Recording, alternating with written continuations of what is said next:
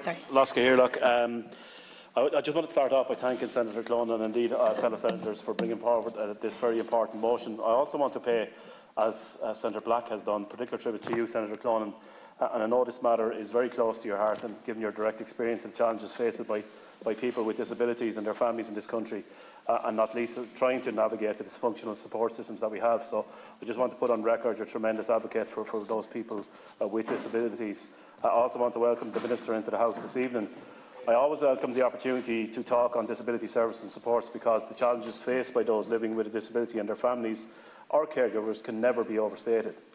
There has been a plethora of issues with disability service for years now that could and should be treated with much greater urgency.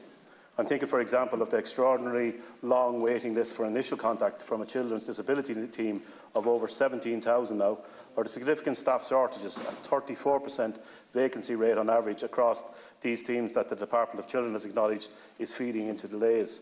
Just 2 days ago, of course, on Monday, we saw reports from that CDNT staff were facing severe safety concerns.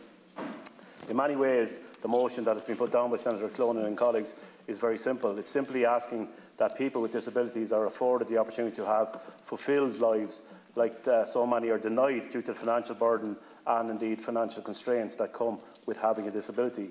It's something that myself and indeed Labour Party colleagues are fully behind the call that is contained in his motion. Improving the supports available to people with disabilities and standing up for the right to live decent and dignified lives is an issue that we in the Labour Party have dedicated a lot of time and effort to over the past number of years. In May, my colleague Duncan Smith brought a motion to the Dáil on access to autism and disability supports.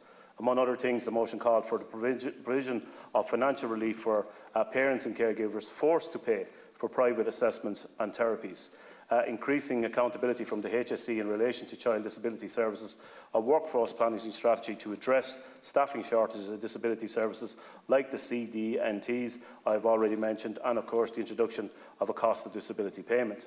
The motion brought about was at that time had a very welcome intervention from the Minister for State responsible for disabilities. In her response to our party motion, the Minister made a commitment that if the HSE failed to set up 6 regional assessment hubs by August, she would take our proposal for financial relief for parents paying for private assessments to budget 2024. You could be forgiven, Minister, for thinking that the Minister meant that the regional hubs would be operational, not simply set up. But they are not in any real sense operational at the moment. And after yesterday's budget's announcement, the Minister appears to have rolled back on our commitment to fund families paying out-of-pocket assessments, which the HSE should be providing. So in reality, struggling parents of children with disabilities are no better off. Nothing has changed for them. There are families lent a brand to this country who will have been listening in yesterday in the hope of some reprieve, some support from government and acknowledgement that they are struggling with the cost of assessments that they are forced to bear because of a dysfunctional system and the litany of costs associated with living with a disability. Those families will have been bitterly disappointed with yesterday's budget. They can justifiably question the government and indeed the Minister. I personally commended the Minister when she was in the House not long ago after that commitment was made. It is regrettable to say the least that the Minister's promise has not been kept to date. No support for assessments, no cost of disability, and a fraction of what is required allocated for the Disability Action Plan in Budget 24 was not a budget as we see it for people with disabilities.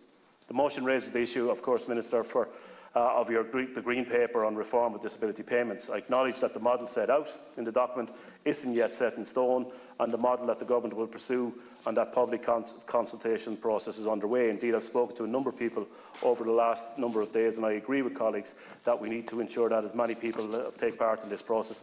And I appreciate, Minister, that you will announce a number of issues in relation to that, because I think that is very important that those with those lived experiences, we've always said, actually take part in it. And there are a number of concerns about the Green Paper. Independent Living Movement in Ireland, for example, have pointed out that there is no detail contained in the proposal on how assessment of need and ability to work will be carried out.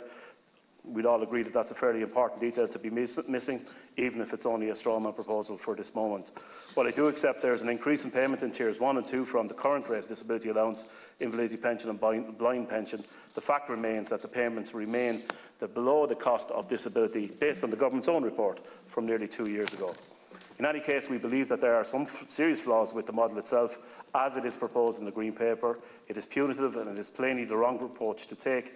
We believe it flies in the face of the principle of affording people with disabilities a dignified life. We should not be entertaining the thought of categorising people with disabilities into those who deserve and those who do not deserve supports. The outcome with a similar model that has been mentioned before with our neighbours are well documented in the text by Senator Clonan, so I won't go into those other than to say we echo the concerns that Senator Clonan has raised in his motion. Including, I reiterate the Labour Party support for the motion and its provisions. I would urge the Government to take its calls on board and follow through with hard-pressed people with disabilities and their families and caregivers have been let down time and time again, and they were let down again, in our opinion, by yesterday's budget. They deserve all the enjoyments of life, as much as anybody else. At the moment, we have 100,000 disabled citizens living below the poverty line, and simply not good enough in this country. And I thank once again Senator Clonan for putting this motion before us this evening. Thanks, Senator Bowen.